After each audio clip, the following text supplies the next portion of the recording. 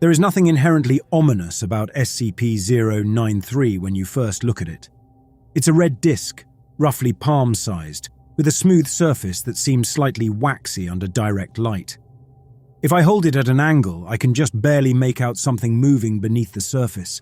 Not a reflection, not a refraction, but a kind of depth, as if the color itself is a liquid held in place by an unseen force.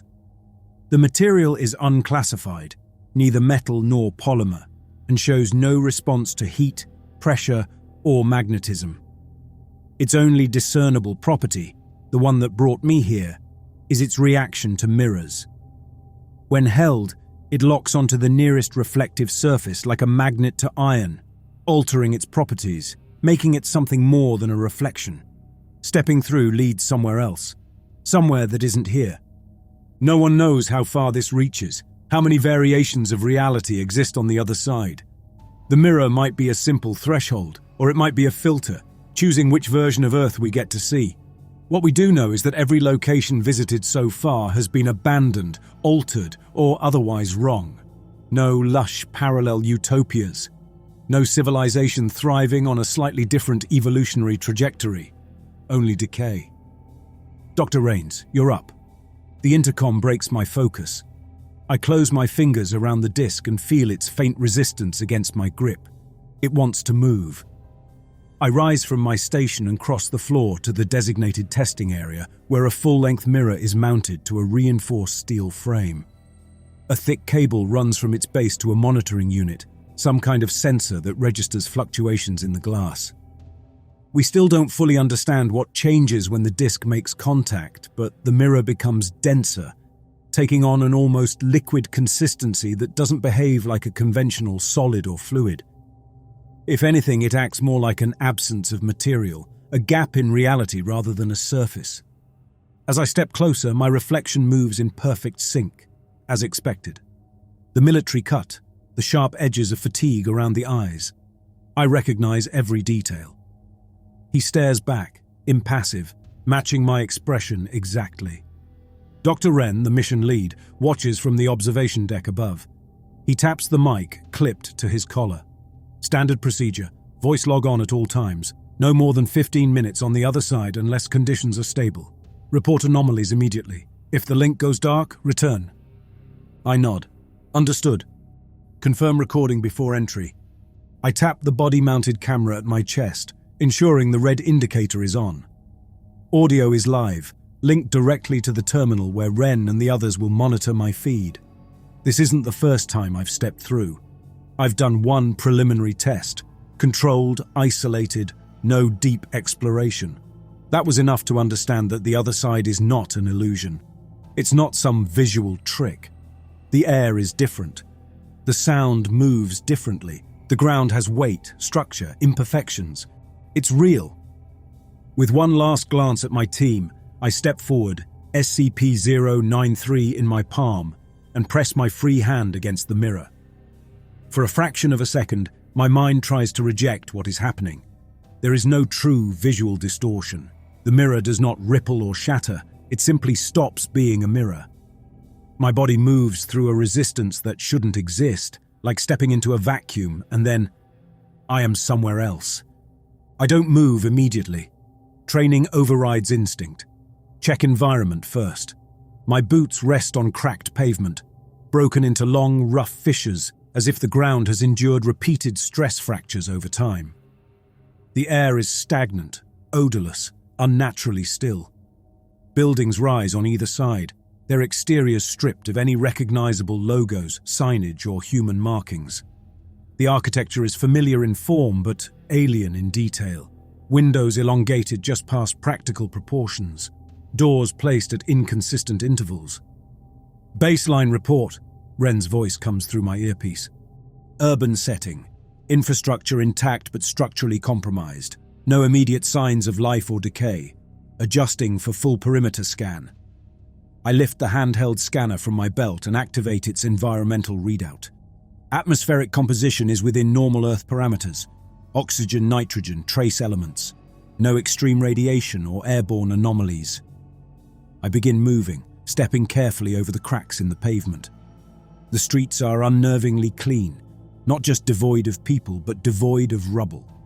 No trash, no discarded papers or personal effects, no vehicles, just empty streets stretching into the distance, framed by structures that feel slightly misaligned, as if they were built with a different understanding of human proportion.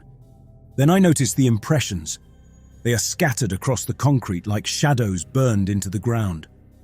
Human-shaped indentations, shallow but distinct, as if people had been pressed into the surface and removed.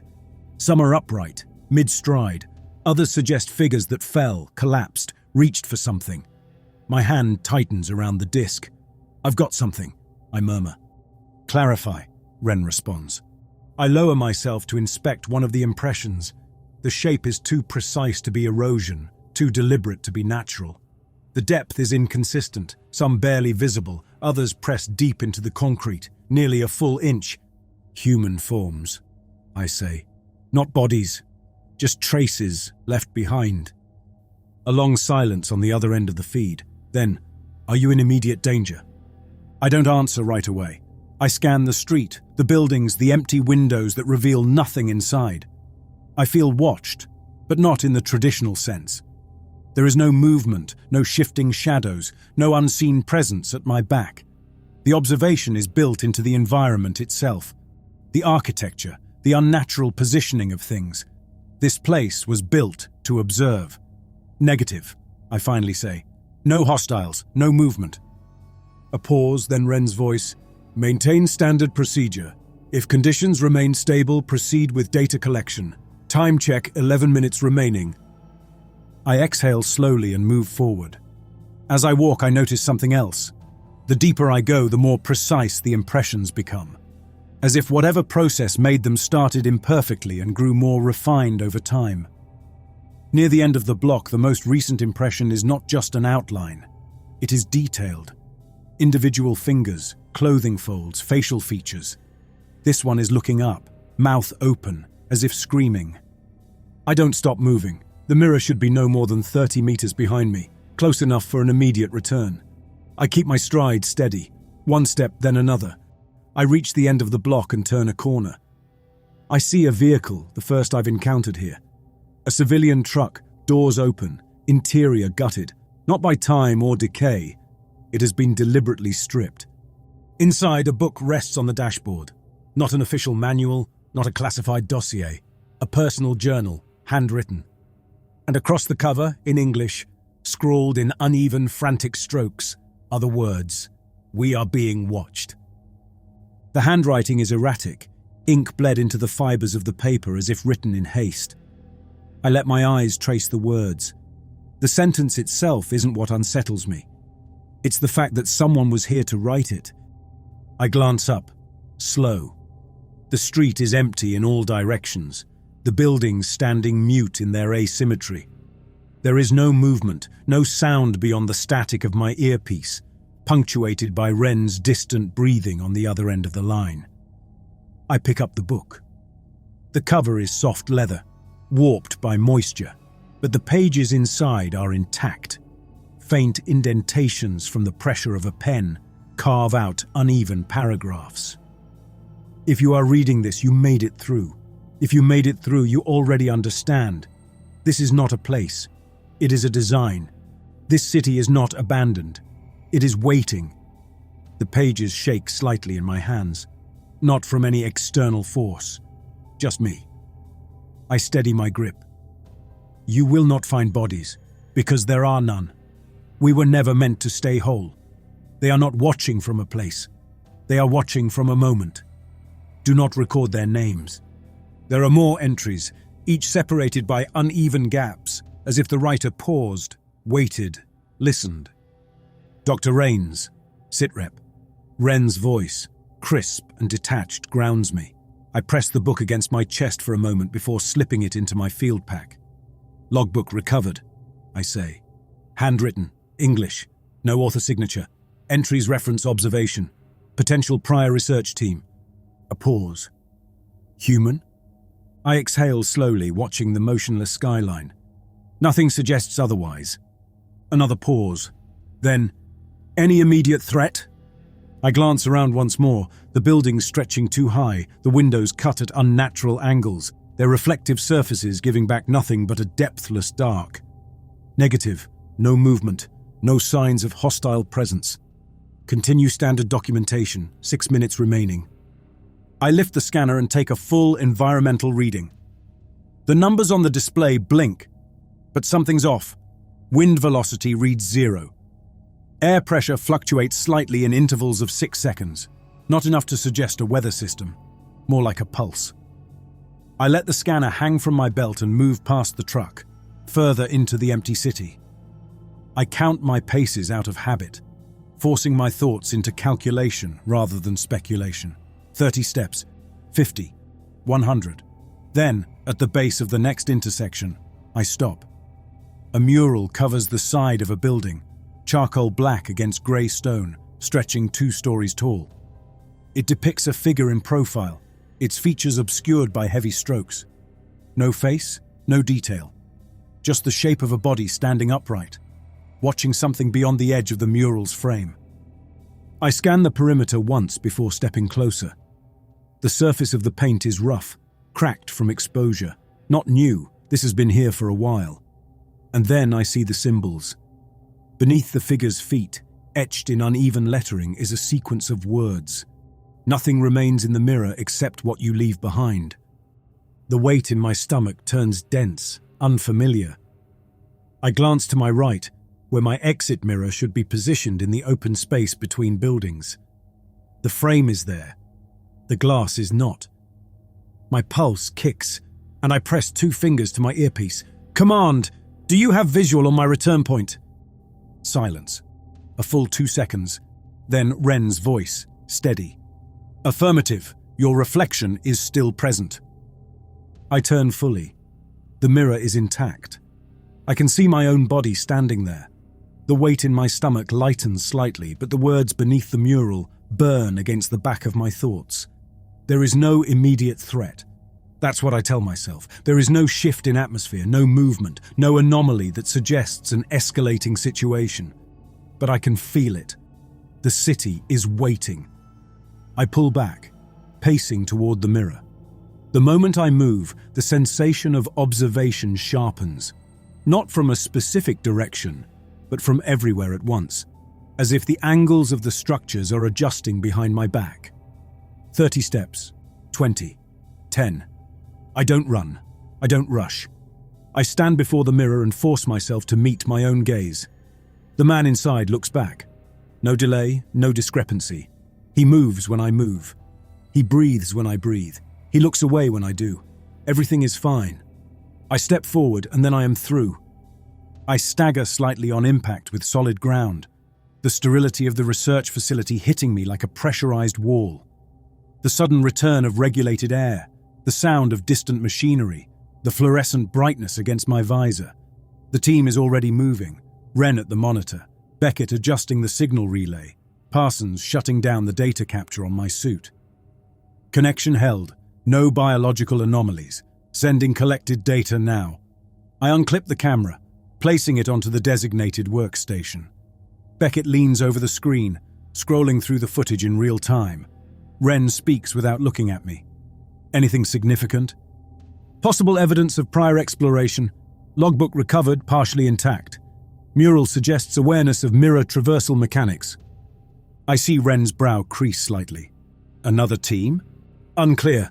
No names in the writing, no reference to specific dates.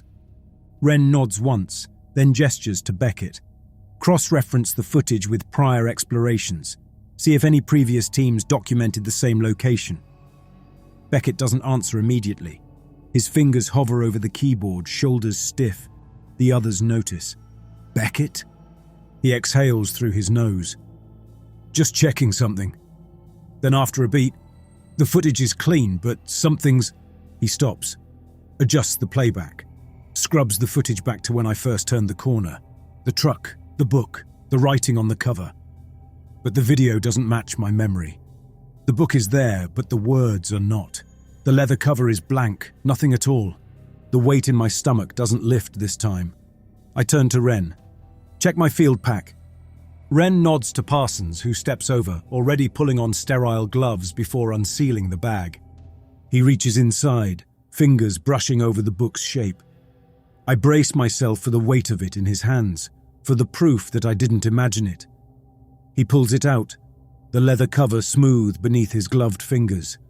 The title that had been scrawled across it in frantic strokes is gone. The surface, blank. He flips it open, the pages crisp but empty. No entries, no ink pressed into the fibers, nothing to suggest that words had ever been there at all. I feel the weight of their eyes, waiting for my reaction, waiting for me to offer an explanation. I don't have one. I reach out, running my thumb over the cover, as if pressure alone will force the ink to return. But it's gone. Everything I saw, it didn't cross over. Wren exhales sharply and taps the mic clipped to his collar. Next mirror test, standard parameters. Becket, you're up. Becket doesn't move right away. He's still reviewing the footage, replaying my perspective as if watching it again will change the result. His expression is neutral, but there's something in the set of his shoulders that looks rigid, controlled. He doesn't like anomalies that refuse to be measured. None of us do. When he finally pushes away from the monitor, his voice is calm, but clipped at the edges. Prepping now. Parsons hands him the disc. Becket doesn't hesitate. He takes it, steps up to the mirror, and vanishes. I watch his feed in real time as his boots hit the pavement. He's in the same place, the empty city, the unnatural skyline. But something is already different. The impressions are gone. Every human-shaped mark I documented on the pavement, every sign that someone had once been there, erased, as if the city reset the moment I left. Wren notices too. Observation? Becket scans the area, adjusting the focus on his body cam. Looks the same structurally, no visible decay, no movement. A pause. Whatever Rains saw, it's not here now. Becket moves carefully, retracing my path, glancing at every window, every doorway. He's searching for something, maybe another artifact, maybe another inconsistency. But the city offers nothing. It is a void, designed to be looked at, but never understood. Then, after 6 minutes, his voice comes through the feed. Truck's still here. I step forward instinctively, watching his live camera as he approaches the same vehicle I found earlier, the one where I retrieved the logbook. He doesn't go for the truck. He moves past it, toward the intersection where I found the mural. I realize what he's looking for a second before he speaks. Mural's still here, he says. Message is different. I blink. Repeat that?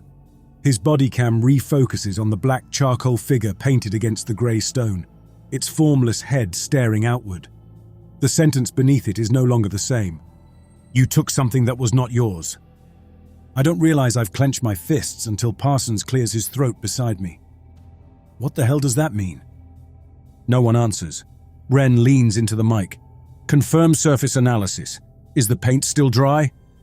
Becket runs his gloved fingers along the mural's text, pressing lightly. The feed captures the slight flake of charcoal lifting at his touch, old and brittle. The message wasn't freshly altered. It had always been there. Only when I looked at it, I saw something different. The weight in my stomach twists. If the city changes based on who is inside it, what else did it show me that wasn't real? Becket, Wren says, mark your position and prepare for retrieval. We'll run a cross-comparison against Rains's data. Becket nods and turns. He glances once more at the mural as if committing it to memory. Then he moves back toward the mirror. He's 10 steps away when the transmission glitches. His feed distorts, warping into static for less than a second. Then, just as fast, it stabilizes. Becket stops. What was that? We're all watching the screen. For that single second of distortion, something else was there. Not in the city. In the reflection. The feed plays it back in slow motion. We see Becket moving toward the mirror. We see his reflection. Then, an overlapping frame. Not him. Not his reflection. Another figure standing in the mirror inside the facility, looking out, watching him. The moment passes, and the feed corrects itself. The mirror is normal again. Becket is still standing there, waiting for a response. I'm seeing some interference. Command, confirm, visual integrity? No one speaks. Ren exhales slowly, then presses his mic. All clear. Return now. Becket hesitates for a fraction of a second, then steps through. He emerges into the facility, the reflection sealing behind him. The silence is thick, waiting, stretching. Becket removes his helmet, and Parsons disconnects the camera feed. No one mentions the figure in the mirror. Becket rolls his shoulders, shaking off the stiffness in his stance. Something wrong? I look at him, at the reflection of him in the blank monitor screen. You didn't see anything? I ask. Becket frowns. Not on my end, just a transmission error. Ren clears his throat. Let's run the drone next. I want to confirm whether the city resets between traversals or only adjusts based on perception. Becket steps aside, stretching his fingers unbothered. Parsons launches the drone and the mirror absorbs it instantly, swallowing the small mechanical frame into the void of the other world. The screen flickers to life, showing the drone's live feed as it crosses into the city. It moves further than Becket or I had gone, past the structures, past the truck, deeper into the unknown. And then, the screen turns white. Not static, not an error, just pure white light, blank and absolute. Then, from the speakers, a sound comes through. Not interference, not a voice, a breath, slow, measured. The screen blinks out, transmission lost. The drone is gone. No one speaks at first. Ren's eyes stay locked on the monitor as if expecting it to suddenly correct itself. Parsons checks the signal relay, running a diagnostic on the transmission logs, but I already know there won't be anything to recover. Becket shifts his weight, crossing his arms. Maybe a signal echo. Parsons shakes his head.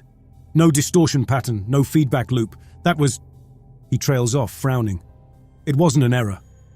Ren finally exhales, slow and controlled. Confirm last location. Parsons reviews the logs, then glances up. Drone crossed past the primary exploration zone. No previous human traversal past that point. The feed cut out at approximately 20 meters beyond Raines's position. Ren rubs his fingers along his jaw. Proximity interference? Becket shrugs, but it's forced. Or deliberate obstruction. No one argues. I feel the weight of their glances. Ren doesn't hesitate. He looks between us, calculating, weighing options. Then, we send another man in. A pause. I already know what's coming before he speaks again. Raines, you're up. I don't hesitate. I nod once, already checking my field pack, ensuring the body cam is live. Parsons retrieves a replacement drone, but this time it won't go in first. It'll follow after me. The disc feels heavier than before when I take it from Becket. I don't know if that's real or if it's just in my head. I step toward the mirror. The reflection is exactly as it should be, but I watch it longer than I should, waiting, half expecting some delay, some minuscule error. A missed blink, a misplaced shadow. Nothing. I press my hand to the glass. The surface yields, and then I am through. I land exactly where I did the first time. The cracked pavement, the still air, the unnatural skyline stretching high above me. Only this time, I feel it immediately. The shift, the wrongness, the air pressure is different. Not enough to trigger a physical response, but just enough that my body registers the adjustment. I roll my shoulders, steadying my breathing, and activate the body cam. Raines to command. In position, proceeding with secondary traversal. Ren's voice comes through clean. Copy. Deploying drone now. Behind me, the mirror ripples once, then stabilizes. A small mechanical frame emerges, its rotors adjusting to the stagnant atmosphere. It hovers silently, its camera panning in wide arcs, capturing everything. I move further. The truck is exactly where it was. The mural is still there, its message unchanged since Becket's traversal. You took something that was not yours. I don't stop to stare this time. I press forward, past the established perimeter, toward the last known location of the lost drone. Every step feels measured, as if the city itself is counting the distance. The street ends abruptly, not in a collapsed structure or natural erosion, but in a sheer, precise drop-off. A perfect edge. I step forward cautiously, looking down. There is nothing. Not darkness, not emptiness. Nothing. The ground simply stops, like a simulation missing its final render, like a stage set that was never meant to be viewed from this angle. Beyond the city's edge, there is no horizon, just blankness. The drone hovers beside me, its sensors whirring as it scans the void. Then, movement. Not ahead, not beyond, below. I take a slow breath, then kneel at the ledge, angling my body cam downward. There is something deep inside the nothingness, far beneath the cut-off edge of the city. It isn't visible in the way normal objects are. It doesn't reflect light, doesn't occupy space, but it's moving. A presence that isn't supposed to be there. And it's looking up. My fingers tighten around the disc. It doesn't rise, doesn't shift, but I can feel it becoming aware of me. The drone lets out a sharp electronic chirp. Its signal fluctuates once, then stabilizes. The readout on my scanner flickers, trying to quantify something that refuses to be measured. "Command," I say, voice even. "I have a visual on an anomaly. Subterranean location, approximately." Then the drone drops. Not a malfunction, not a fall. It's pulled. I react immediately, standing, taking a step back from the ledge. The drone doesn't just vanish. It descends into the void as if being lowered by something unseen, its lights flickering, its rotors spinning uselessly. Ren's voice is sharp. "Rain's status? The drone's gone." "Repeat?" "It was taken." I take another step back, steadying my breathing. I don't know if it's better or worse that the thing below hasn't moved. Then my earpiece distorts. A voice, thin and distant. Not Ren, not Becket. My own voice. "You left something behind." I don't hesitate. I turn and move, fast but controlled, back toward the mirror. I don't check the perimeter. I don't stop to look at the mural. I don't check to see if I have a reflection waiting for me. I step through. The shift back into the facility is instant. The moment my boots hit solid ground, I let out a slow breath, keeping my stance steady. The others are already moving. Parsons is checking the drone's last transmission data. Beckett's arms are crossed, his jaw tight. Ren is looking directly at me. I don't speak right away. I unclip the body cam and place it on the workstation, letting the footage sink. Then I say, "There's something under the city." Ren exhales, tapping the desk lightly with his fingers. "Tell me what you saw." I think about the ledge, the way the city ended so precisely. I think about the thing that wasn't a thing, waiting in the blankness, watching in a way that didn't require eyes. Then, I think about the voice in my ear. I shake my head once. "We're not the first ones to leave something behind." Ren holds my gaze, then finally nods. "One more test." I know what he's going to say before he does. "We send another man in. Not just to observe. This time, we interact." The room is silent. No one offers a contradiction to Ren's decision. We've run tests, gathered data, sent drones and recorded anomalies, but none of it matters if we don't act. That's the unspoken rule in operations like this. There is always a point where observation is no longer enough. The threshold where someone has to make contact. Parsons is already pulling up schematics, adjusting for a controlled return. Becket is triple-checking the logs, running the footage again, though I know there won't be any new answers hidden in the frames. Nothing in the recordings will explain what that means, and that's why I know Ren is going to send me back in. I don't wait for the order. I turn, retrieve the disc from the containment tray and step toward the mirror. My reflection moves with me, the way it always has, the way it should. I don't know why I linger before stepping through. Maybe I'm waiting for the delay, maybe I want to see it slip, but it doesn't. I press forward, the glass gives way, and then I am back inside the city. The first thing I notice is the difference in pressure. Not the same shift from before. This is something more, something immediate. The air feels heavier, not thick, not humid, but denser, as if something else is occupying the same space as the atmosphere. As if I've stepped into a room already filled with something unseen. I keep my posture neutral, adjusting my grip on the scanner. The readings are erratic, unstable temperature fluctuations, inconsistent mass detection. I don't need the numbers to tell me the city is no longer indifferent to my presence. I move, retracing my steps, pushing further toward the ledge where the last drone was lost. Nothing stops me. Nothing impedes my movement. But I can feel it now. The watching. Not from a single point. Not from a single direction. Everywhere. I keep my voice level as I press 2 fingers to my earpiece. "Command, I'm at the ledge. Confirming anomaly." Ren's response is immediate. "Copy. Proceeding with drone deployment." I hear the activation sequence through the link. A mechanical chirp, then the subtle hum of rotors as the drone steps through the mirror behind me. I don't turn to look at it. I keep my eyes on the nothingness below. It hasn't moved, the presence in the void. It's still waiting, its shape undefined, existing in a space that refuses to be classified. I kneel at the edge, keeping my balance steady. Deploying scanner. The drone moves beside me, its camera pivoting downward, recording. I activate the spectral analysis, watching as the readout begins adjusting, its system attempting to assign known material classifications to something that isn't known, isn't material. The numbers flicker, stutter and reset, then a shift. Not from me, not from the city, from below. The presence in the void moves. Not quickly, not aggressively, just rising.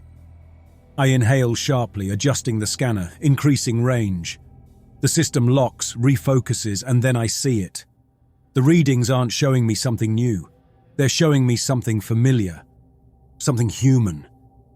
I freeze, my pulse kicks, but I don't let it control my breathing. The shape below is not an entity. It is a mass of bodies.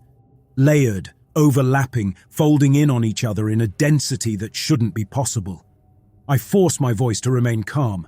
"Command, I have a visual on..." I stop and look closer. The bodies in the void aren't just human. They are all me. The radio goes dead. For 3 full seconds, the channel is filled with nothing but static. Then Ren's voice, tight, sharp. "Rains, confirm last transmission." I don't answer right away because I know what I just saw. Versions of me. Hundreds. Thousands. Some half-formed, some barely distinguishable as human, fused together into a structure that is not a structure, a living record of every iteration of myself that has ever stepped through this mirror. I am looking at every failure, every Rains that never made it back, every version that tried to leave but didn't. The city is not a place. It is a process. A record of attempted escape, a record of what is left behind. I press my fingers to my earpiece, my voice steady despite everything. "I'm coming back." The drone chirps beside me. Its camera remains fixed on the void, its system still trying to process what it's seeing. I don't let it. I override its navigation, forcing it to follow me. I step toward the mirror, keeping my body language even, controlled. The drone moves with me. 15 steps. 10. 5. I don't slow down. I don't turn back. I press my hand to the glass. For 1 fraction of a second it resists. Not physically, not visibly, but I feel it. The hesitation, as if it is considering something. Then it gives way, and I am back. I exhale the moment my boots hit solid ground. The transition is instant, but my body still takes half a second to register the return, the shift in air density, the restoration of controlled temperature, the subtle difference in pressure. But something is wrong. The room is still. The team is here, but they are not looking at me. They are looking at the mirror, at my reflection. I turn, and it is standing there. Not a delayed frame, not a distorted image, me. But it has not moved, it is staring, watching, deciding. Then the reflection lifts a hand, not mirroring me, moving on its own, and it presses its palm to the glass. The surface ripples, then it steps forward into my world, and I step back. Wren moves first, his voice sharp. "Shut it down." Parsons hits the emergency lock, and the mirror seals, darkens, but the thing that came through does not disappear. It stands exactly where I had been standing just moments before. It looks at me, and it smiles. The first true expression it has made. It knows what just happened. It knows what it is. And I realize the mirror made its decision. It let one of us leave. And I am not sure if it was me.